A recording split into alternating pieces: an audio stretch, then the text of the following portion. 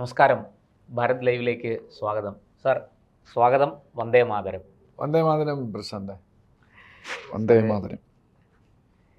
അത്ര ശുഭകരമല്ലാത്ത ഒരു വാർത്ത നമ്മുടെ റഷ്യയിൽ നിന്ന് വരുന്നുണ്ട്. അത് മറ്റൊന്നുമല്ല, റഷ്യയും പോളണ്ടുമായിട്ടുള്ള ബന്ധത്തിൽ എന്തൊക്കെയോ അസ്വാരസ്യങ്ങളുണ്ട് എന്ന് കേൾക്കുന്നു. പോളണ്ട് റഷ്യയോട് ഒട്ടും ഒരല്പം മുഷിഞ്ഞ നിലയിലാണ് ഇടപെടുന്നത്. തിരിച്ചതുപോലെ റഷ്യ സ്വരം കടുപ്പിച്ചിരിക്കുന്നു. പോളണ്ട് ഏത് സമയവും റഷ്യ ആക്രമിക്കും എന്നൊക്കെയുള്ള ചില വാർത്തകളാണ് പുറത്ത് വന്നുകൊണ്ടിരിക്കുന്നത്. എന്താണ് സാർ ഈ പോളണ്ടും റഷ്യയും തമ്മിൽ എന്താണ് ഇങ്ങനെ ഒരു സംഘർഷത്തിൻ്റെ ഒരു സ്വഭാവം? പണ്ട് നമ്മൾ കേട്ടിട്ടുള്ളത് ഒരു സിനിമയിൽ പോളണ്ടിനെ കുറിച്ച് നീ ഒരു അക്ഷരം മിണ്ടരുത് എന്ന് ശ്രീനിവാസൻ പറയുന്ന ഒരു ഡയലോഗാണ് നമുക്ക് പോളണ്ടെന്ന് കേൾക്കുമ്പോൾ പെട്ടെന്ന് ഓർമ്മ വരുന്നത്. ഒരു കാലത്ത് കമ്മ്യൂണിസ്റ്റ് രാഷ്ട്രമായിരുന്ന പോളണ്ട്, ഒരു കാലത്ത് കമ്മ്യൂണിസ്റ്റ് രാഷ്ട്രമായിരുന്ന റഷ്യ, ഇവർ തമ്മിൽ വലിയ പാരമ്പര്യവും വളരെ ആഴത്തിലുള്ള ബന്ധമൊക്കെ ഉണ്ടായിരുന്നു. പക്ഷേ ഇപ്പോൾ ഇങ്ങനെ ഒരു സംഘർഷത്തിൻ്റെ ഒരു സാധ്യത അവിടെ ഉണ്ടായിരിക്കുന്നു എന്ന് പറയുമ്പോൾ അത് വിശ്വസിക്കാൻ ഒരല്പം പ്രയാസമുണ്ട്. എന്താണ് സാർ ഇതിൻ്റെ യാഥാർത്ഥ്യം? ഈ നമ്മുടെ മലയാളത്തിൽ പ്രശാന്ത ഒരു ചൊല്ലുണ്ട്, അത് മുഴുക്കാൻ എനിക്ക് പറയാൻ നോട്ടില്ല, ഇത്തിരി അശ്ലീലമാണ്, പക്ഷെ അത് നമ്മൾക്ക് എല്ലാവർക്കും അറിയാം.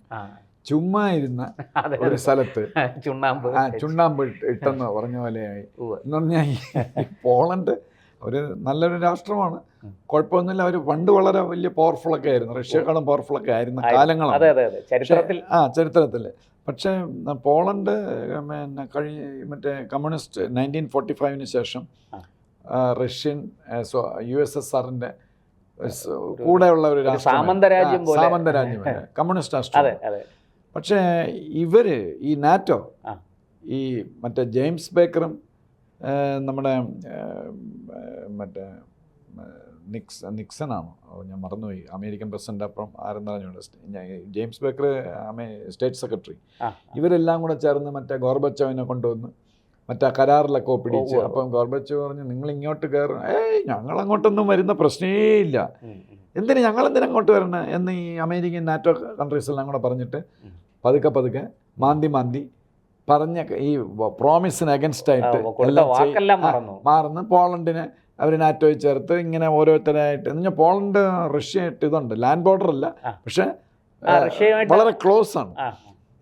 റഷ്യയുടെ നെയ്ബർ എന്ന് വേണമെങ്കിൽ പറയാം. അപ്പം അതിലാദ്യം അവർ പിന്നെ ഈ അവസാനം യുക്രൈനിൽ വന്നപ്പോൾ റഷ്യക്ക് പിടിച്ചു നിൽക്കാൻ പറ്റിയില്ല, ഇനി വെച്ചോണ്ടിരുന്ന ശരിയാണെന്ന് പറഞ്ഞു. അങ്ങനെയാണ് അവർ ക്രിമിയ പിടിച്ചത്. അപ്പം അതുപോലെ എന്നാൽ അതുകൊണ്ട് നിർത്തണ്ടേ, ഈ ഉക്രൈൻ വാറുണ്ടാക്കി, റഷ്യയും ഉക്രൈനും കൂടെ മുട്ടൻ വാറാണ്. ഉക്രൈനിലെ ജനങ്ങളല്ലേ കഷ്ടപ്പെടുന്നത്. ഈ റഷ്യൻ സോൾജേഴ്സ് ഒരുപാട് കൊല്ലപ്പെട്ടിട്ടുണ്ട്. ഇത് ഈ പറയുന്ന USA-ക്കോ UK-ക്കോ ഒന്നും ഒരു ബുദ്ധിമുട്ടും ഇല്ല, അവിടെ ഇരുന്ന് പറഞ്ഞാൽ മതി.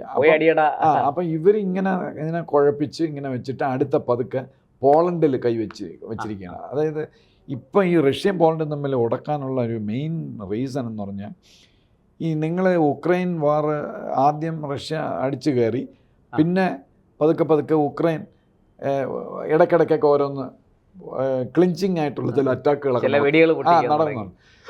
ഉദാഹരണം, അവരുടെ പൈപ്പ് ലൈൻ, ജർമ്മനിയും ഇതിലൊക്കെ പോകുന്ന പൈപ്പ് പൊട്ടിച്ചു. അതിനുള്ള ടെക്നോളജി ഉക്രൈനില്ല. പിന്നെ സൈബീരിയയിൽ കയറി എത്രയോ കിലോമീറ്റർ, 2000 കിലോമീറ്റർ കൂടുതൽ ഡിസ്റ്റൻസ് ഉള്ള സൈബീരിയയിൽ കയറി അവരുടെ ഒരു ബോംബർ താവളം, റഷ്യയുടെ ബോംബർ താവളം ആക്രമിച്ചു ഉക്രൈൻ. ഇതാരും ഉക്രൈൻ ചെയ്തതല്ല.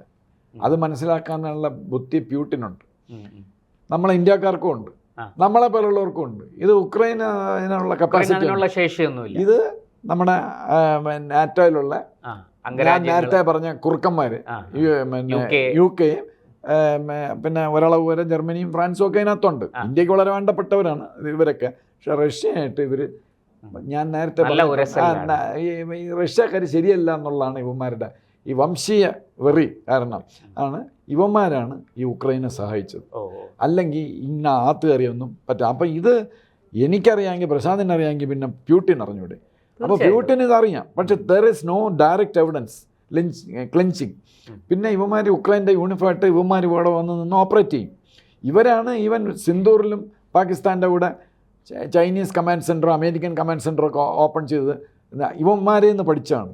ഈ യുക്രൈൻ വാറിൽ രഹസ്യമായിട്ട് ഉക്രൈൻ യൂണിഫോം ഇട്ട് ഇവന്മാർ ഈ നാറ്റോ കൺട്രീസ് വന്നത്. അപ്പോൾ ഇത് കുറേ നാളുകൊണ്ട് ചെയ്യുകയാണ്.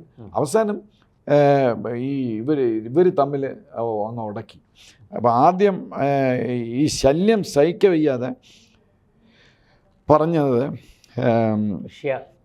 സർജി നരിഷ്കിൻ, അത് ഹെഡ് ഓഫ് റഷ്യാസ് SVR, നമ്മുടെ റോക്ക് ഇക്വലൻ്റ് ഉള്ളതാണ്, ചാരസംഘടന, Russia's foreign intelligence service SVR.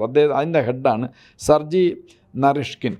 അദ്ദേഹം പറഞ്ഞു, ഇഫ് നാറ്റോ കമ്മിറ്റ്സ് അഗ്രഷൻ, അതായത് പോളണ്ട്, ലിത്വാനിയ ഇവന്മാരെല്ലാം കൂടെ ചേർന്ന് അഗ്രഷൻ ഉണ്ടെങ്കിൽ നിങ്ങൾ വിവരം അറിയും, നിങ്ങൾ റഷ്യയുടെ കാണാത്തൊരു മുഖം കാണേണ്ടി വരും എന്നൊക്കെ പറഞ്ഞിട്ടുണ്ട്. അത് കഴിഞ്ഞ് ഈ ജൂൺ ലാസ്റ്റിൽ polish PM Donald Tusk and other officials said the coming months could be critical because of the Russian threat. പിന്നെ USA പോളണ്ടിനെ വാൺ ചെയ്തിട്ടുണ്ട്. ഇപ്പോൾ ജൂലൈയിൽ സൂക്ഷിച്ചോ, റഷ്യ എടുത്ത് കളിക്കാൻ പോരെന്ന് പറയില്ല. അവർക്ക് ഈ എന്തോന്ന്, എനിക്ക് സന്തോഷം കൊണ്ടിരിക്കാൻ വയ്യെന്ന് പറഞ്ഞാൽ USA സന്തോഷമാണ് എന്ന് പറഞ്ഞാൽ ആയുധ കച്ചവടം പിന്നെ പലതും നടക്കുമല്ലോ. അപ്പോൾ ഈ ട്രംപ് വന്ന ശേഷമാണ് അതിനുള്ള ഒരു ചെറിയൊരു ഇത് വന്നത്. അപ്പോൾ ഈ വേറൊരു വിഷയം എന്ന് പറയുന്നത് ഈ കാലിനിൻ ഗ്രാഡ് എന്ന് പറയുന്ന ഒരു നമ്മുടെ ആൻഡമാൻസ് പോലുള്ള ഒരു പ്രദേശം റഷ്യക്ക് ദ്വീപാണ് റഷ്യക്കുണ്ട്. പക്ഷേ അത് റഷ്യനാണ്. അത് നേരത്തെ അത് ജർമ്മൻ 1945 മുമ്പ് ജർമ്മൻ പ്ലേസ് ആയിരുന്നു. അവിടെ ജർമ്മൻസാണ് താമസിച്ചിരുന്നത്. 1945 ശേഷം ഈ നാറ്റോ കരാർ മറ്റേ അലൈഡ് ഫോഴ്സസിൻ്റെ കരാറൊക്കെ വന്നപ്പം അത് പിന്നെ നിങ്ങളെടുത്തോളാൻ പറഞ്ഞു. ഇവരെ ഓക്യുപ്പൈ ചെയ്തു, റഷ്യ അത് ഓക്യുപ്പൈ ചെയ്തു, ജർമ്മനിയുടെ നിന്ന് പിടിച്ചെടുത്തു. പക്ഷേ ആ സെക്കൻഡ് വേൾഡ് വാറിൽ ഏറ്റവും കൂടുതൽ നാശം ഉണ്ടായത്, ആൾനാശവും എല്ലാം ഉണ്ടായത് ഇവർക്കാണ്, റഷ്യക്കാണ്. അപ്പോൾ അതിൻ്റെ നഷ്ടപരിഹാരം എന്നുള്ളതിൽ ഇവർ അമേരിക്കക്കാർ പറഞ്ഞു, എന്നാൽ നിങ്ങൾ വെച്ചോന്ന് പറഞ്ഞു. സ്റ്റാലിൻ്റെ അടുത്ത് പറഞ്ഞ് നിങ്ങൾ വെച്ചോളാം പറഞ്ഞു. അങ്ങനെ ഈ കാലിനിൻ ഗ്രാഡ് എന്ന് പറയുന്ന ആ പ്രദേശം റഷ്യയുടെ കയ്യിലാണ്. അപ്പം ഇത് അതിനകത്തുള്ളൊരു എസ്ക്ലേവ് എന്നാണ് അതിന് പറയുന്നത്. എസ്ക്ലേവ്, ആൻഡമാൻസ് എസ്ക്ലേവ് അല്ല, ഇത് എസ്ക്ലേവ് എന്നാണ് പറയുന്നത്. അപ്പം ഇതിനകത്തുനിന്ന് ഒരു റഷ്യക്കാരൻ വണ്ടി ഓടിച്ചാൽ ഈ റഷ്യയിലെത്തൂല. റഷ്യയുടെ ബോർഡറൊന്നുമില്ല. റഷ്യയുടെ ഈ കാലിനിൻഗ്രാഡിൻ്റെ 3 സ്ഥലത്തും നാറ്റോ കൺട്രീസാണ്. ഒരു കൺട്രി മാത്രമേ ഉള്ളൂ റഷ്യയുടെ കൂടെയുള്ള, ബെലറൂസ്. ബെലറൂസ് റഷ്യയുടെ സ്വന്തം ആളാണ്. ഇപ്പം നമ്മൾ ഇന്ത്യ, ഇന്തോനേഷ്യ അല്ലെങ്കിൽ ഇന്ത്യയും ഭൂട്ടാനും നിൽക്കുന്ന പോലെയാണ് ബെലറൂസ് റഷ്യയായിട്ട് നിൽക്കുന്നത്. അപ്പോൾ റഷ്യക്ക് ഇപ്പോൾ പോകുന്നത് ബെലറൂസ് വഴിയാണ്. അല്ലെങ്കിൽ പ്ലെയിനിലോ ഇതിലേ പോകാൻ പറ്റുള്ളൂ, ഷിപ്പിലേ പോകാൻ പറ്റുള്ളൂ. അപ്പം ഇപ്പം റഷ്യക്ക് അതൊരു ഭയങ്കര മർമ്മമാണ്. എന്ന് പറഞ്ഞാൽ ആകെയുള്ള തന്ത്രപ്രധാനവും പിന്നെ മർമ്മവുമാണ്. കാര്യം പറഞ്ഞാൽ അവർക്കുള്ള ആകെയുള്ള ഈ വാം വാട്ടർ പോർട്ടാണ്. മറ്റേ റഷ്യയുടെ പോർട്ടുകളെല്ലാം ഐസ് കൂടി മറ്റേ ബ്രേക്കറൊക്കെ കൊണ്ടുവന്ന് ഓപ്പറേഷനല്ല. 12 നമ്മളെവിടുത്തെ കൊച്ചി പോലെയല്ല. ഇത് മാത്രമേ ഉള്ളൂ വാം വാട്ടർ പോർട്ട്. അപ്പോൾ അവിടെ ഈ കലിനിൻഗ്രാഡിൽ റഷ്യയുടെ ന്യൂക്ലിയർ സബ്മറൈൻസ് ഉണ്ട്. ഇഷ്കണ്ടർ മിസൈൽ, ആണവ മിസൈൽ, അതെല്ലാം അവിടെ ഉണ്ട്. എല്ലാം വളരെ ഗൗരവമുള്ളൊരു കാര്യമാണ്. അവരവിടെ സ്റ്റേഷൻ ചെയ്തിരിക്കുകയാണ് എന്ന് പറഞ്ഞാൽ ഇവിടെ വന്ന് തോണ്ടേ പിടിക്കാൻ ചെയ്ത് ഉക്രൈൻ അല്ല എന്ന് പറയാം. അപ്പോൾ ഈ പിന്നെ തൊട്ടടുത്തുള്ള ഇസ്റ്റോണിയയും ലിത്വാനിയൊക്കെ വളരെ വീക്ക് കൺട്രീസാണ്. അതിൽ പോളണ്ടാണ് സ്വപ്പം സ്ട്രോങ് ആയിട്ടുള്ള ഉള്ളതിൽ. ആ ഈസ്റ്റേൺ കൺട്രീസിൽ പോളണ്ടാണ് അവർ സെപ്പറേറ്റ് ഇതാണ്, ഒരു സെപ്പറേറ്റ് രാജ്യമായി അവർക്ക് അവരുടേതായ പോളിസി ഉണ്ട്. അവർ മുസ്ലിങ്ങളെ അവിടെ കയറ്റാൻ പാടില്ല എന്ന് പറഞ്ഞാൽ മൈഗ്രേഷൻ കയറ്റാൻ പാടില്ല എന്ന് പറഞ്ഞാൽ ഒരു പാർലമെന്റ് നിയമം പാസ്സാക്കി. അപ്പൊ അതുകൊണ്ട് അവര് അപ്പൊ അവര് സെപ്പറേറ്റ് ഇൻഡിപെൻഡന്റ് ആയിട്ട് വരുന്നുണ്ട്. പക്ഷെ ഇതെല്ലാം ട്രംപ് അണ്ണനെയും USA കണ്ടിട്ടാണ്. ഇപ്പൊ ട്രംപിന്റെ ബലത്തിൽ ഇപ്പൊ ഞാനാണ് പോളണ്ടിലുണ്ടെന്ന് ഞാൻ പറഞ്ഞതിന് അഡ്വൈസറായിട്ടുണ്ടെന്ന് പറഞ്ഞതിന് ഒരിക്കലും USA നാറ്റോയും വിശ്വസിക്കരുത്. റഷ്യ തൊട്ടടുത്ത് കിടക്കുന്നതാണ്, വലിയൊരു ജയന്റാണ്, അകലെയുള്ള മിത്രമല്ല, അടുത്തുള്ള ശത്രു. അപ്പൊ അവരുമായിട്ട് നല്ല ടൈംസ് പോകണമെന്ന് ഞാൻ ഉപദേശിക്കുമായിരുന്നു. പക്ഷെ എന്തോ ഇങ്ങനെ പോളണ്ട് ഇപ്പൊ ഇങ്ങനെയാണ്. അപ്പോൾ പിന്നെ പോളണ്ട് വഴിയാണ് ഈ റഷ്യക്കുള്ള കംപ്ലൈന്റ് ഇതാണ്. ഈ നമ്മൾ നേരത്തെ പറഞ്ഞില്ലേ നാറ്റോക്കാര് റഷ്യ പണിയുന്നെന്ന്, ഇത് ആയുധം എല്ലാം വരുന്നത് പോളണ്ട് വഴിയാണ്. അപ്പൊ യുക്രൈനും ആയുധം വരുന്നത് പോളണ്ട് വഴിയാണോ? ഞാൻ പറയുന്നത് ഉക്രൈനുള്ള ആയുധമാണ്. അത് ശരി. ഉക്രൈന് മറ്റവര് എല്ലാം സഹായം കൊടുക്കുന്നത് പോളണ്ട് വഴിയാണ്. അതും മനഃപൂർവ്വമാണ്. ഇതെല്ലാം ഈ കുരുട്ട് ബുദ്ധി എന്ന് പറഞ്ഞ പോലെ ഈ പിന്നെ UK-യുടെയും ഈ പെൻറ്റഗന്റെ ഒക്കെ പെൻറ്റഗന്റെ ജർമ്മനി അത്രയില്ല, പെൻറ്റഗന്റെ ഒക്കെ കുരുട്ട് ബുദ്ധിയാണ്. കാര്യം എന്ന് വെച്ച് കഴിഞ്ഞാൽ ഇതെല്ലാം പോളണ്ട് വഴിയാകുമ്പോൾ അവസാനം പ്യൂട്ടിൻ സഹിക്ക വയ്യാതെ മാന്തും. അതാണ് അവർക്ക് വേണ്ടത്. അതങ്ങനെ. അപ്പം ഈ പോളണ്ടും ഇവരും തമ്മിൽ പക്ഷെ അടിയുണ്ടാവില്ല, യുദ്ധം ഫുൾ സ്കെയിൽ വാർ ഉണ്ടാവില്ല. അതിന് പകരം അവരെന്താ ചെയ്യുമെന്ന് പറഞ്ഞു കഴിഞ്ഞാൽ ഹൈബ്രിഡ് വാർഫെയർ സ്ട്രാറ്റജി എന്ന് പറയും. ഹൈബ്രിഡ് വാർസ് എന്ന് പറഞ്ഞാൽ non military tactics like cyber attacks. Russia വലിയ ജയന്റാണ്. സൈബർ അറ്റാക്സ് നമ്പർ 1 ആണ്. സൈബർ അറ്റാക്സ് ഇവരുടെ തന്ത്രപ്രധാന സ്ഥാപനങ്ങളിലെല്ലാം കടന്നു കയറുക, സൈബർ സ്പേസ്. എന്നിട്ട് പറയാം ആരും എപ്പോ എന്താ നമ്മളാരും ഹാക്ക് ചെയ്യുക, disinformation, economic coercion, proxy conflict, സാമ്പത്തിക എന്താ പറയാ തരികിടകൾ അതിനകത്ത് നടക്കുക. And proxy conflicts to destabilise opponent പറഞ്ഞ പോളണ്ടിനെ സ്തംഭിപ്പിക്കുന്ന തരത്തിലുള്ള പണി കൊടുക്കാൻ റഷ്യക്ക് പറ്റും. അവരത് നേരത്തെ ഉക്രൈനിൽ ചെയ്തിട്ടുണ്ട്, ക്രിമിയയിൽ ചെയ്തിട്ടുണ്ട്, ജോർജിയയിൽ ചെയ്തിട്ടുണ്ട്, റൊമേനിയയിൽ. ഇപ്പോൾ ലേറ്റസ്റ്റ് റഷ്യ ആൾമോസ്റ്റ് അവരുടെ പ്രസിഡന്റിനെ മാറ്റി ഇലക്ഷനിൽ. ഈ ഇലക്ഷൻ റിഗ് ചെയ്തു, ഇലക്ട്രോണിക് അങ്ങനെ എന്തൊക്കെ വെച്ചിട്ട്. ഇലക്ട്രോണിക് ഇതാണോ മറ്റേ ബാലറ്റ് പേപ്പറാണോ എന്നുള്ളത് എനിക്ക് അറിഞ്ഞുകൂടാ. പക്ഷേ ഈ റഷ്യയുടെ കടന്നുകയറ്റം വന്ന് അങ്ങനെ അവർ ക്യാൻസൽ ചെയ്തു. നാറ്റോ കൺട്രീസ് എല്ലാം കൂടെ, അമേരിക്ക എല്ലാം കൂടെ ചേർന്ന്. എന്നിട്ട് അവരുടെ തന്നെ ഒരു പ്രസിഡന്റിനെ കൊണ്ടുവന്നു. അല്ലെങ്കിൽ റഷ്യൻ ബാക്ക്ഡ് പ്രസിഡന്റ് റൊമേനിയയിൽ വന്നേനെ. അപ്പം ഇങ്ങനെയൊക്കെ പോളണ്ടിനെ ഡീസ്റ്റബിലൈസ് റഷ്യ അതിലേക്ക് പോവും. അതുകൊണ്ട് നിങ്ങൾ സൂക്ഷിച്ചോ എന്നാണ് US ഇന്റലിജൻസ് ഏജൻസി ഇവർക്ക് പോളണ്ടിന് നൽകിയിരിക്കുന്ന ഒരു മെസ്സേജ്. വേറൊരു സംഗതി, പക്ഷെ അതൊരു വളരെ സീരിയസ് വിഷയമാണ്. ഈ നാറ്റോ പിന്നെ വേറൊരു കാര്യം, ഈ ഒരു വറിയിങ് നാറ്റോ രാജ്യങ്ങളുടെ ഒരു വറിയിങ് കാര്യം, അതിൻ്റെ കൂടെയാണ് ട്രംപ് പറഞ്ഞത് നിങ്ങൾ ഒറ്റയ്ക്കെല്ലാം ചെയ്തോ, ഞങ്ങളില്ല, യൂറോപ്യൻ വാറിൽ ഞങ്ങളില്ല എന്ന് പറഞ്ഞാൽ ട്രംപ് മാറിക്കിടന്നു, പിൻവാങ്ങി. ഇപ്പം പിൻവാങ്ങി നിൽക്കുകയാണ്.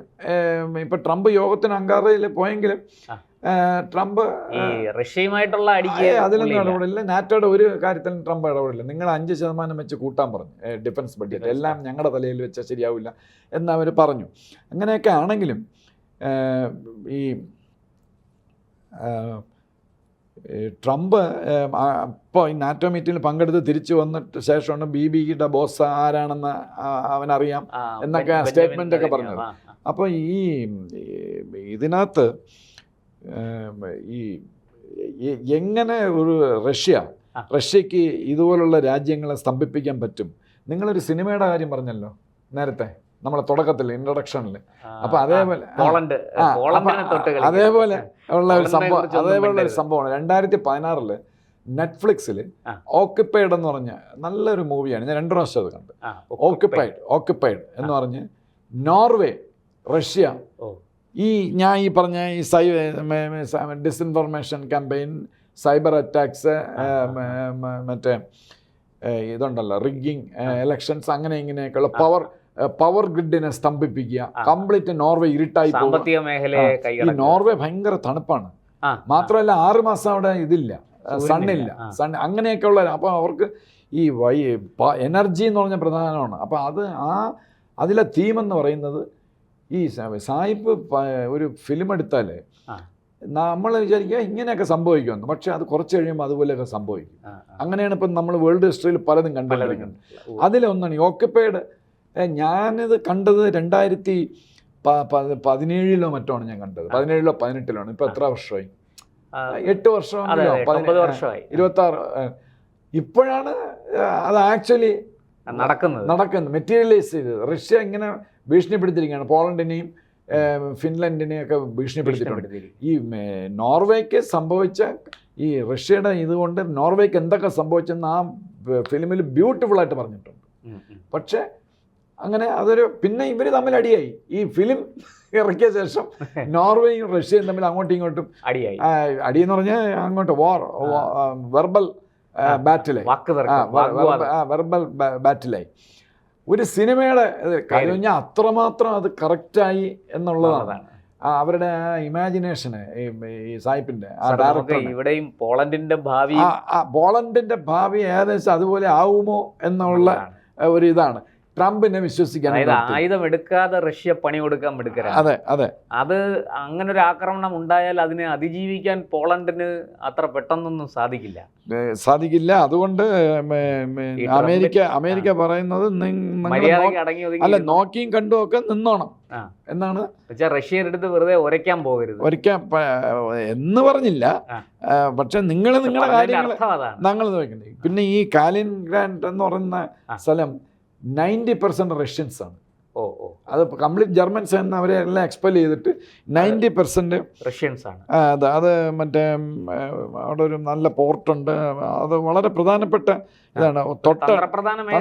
തന്ത്രപ്രധാന റഷ്യക്ക് എന്ന് പറഞ്ഞാൽ അവരുടെ ഫ്ലീറ്റ്, റഷ്യൻ ഫ്ലീറ്റൊക്കെ നേവൽ ഫ്ലീറ്റൊക്കെ അവിടെ ഞാൻ നേരത്തെ പറഞ്ഞ ക്യാമ്പിംഗ് ആണ്. അപ്പോൾ ഇത് സെയിം സംഗതിയാണ് നമ്മുടെ ആൻഡമാൻസ് നമ്മൾ ഇതുവരെ ശ്രദ്ധിച്ചില്ലായിരുന്നു. ഇപ്പം തൊട്ട് ശ്രദ്ധിച്ച് അവിടെ എല്ലാം വരെയാണ്. ഇത് തന്നെയാണ് നമ്മുടെ ഒരു ആക്ലസ് ഹീലാണ് ഈ നമ്മുടെ ആൻഡമാൻസ്, റഷ്യയുടെ ആൻഡമാൻസ് ആണ് ഈ കാലിൻഗ്രാഡ്.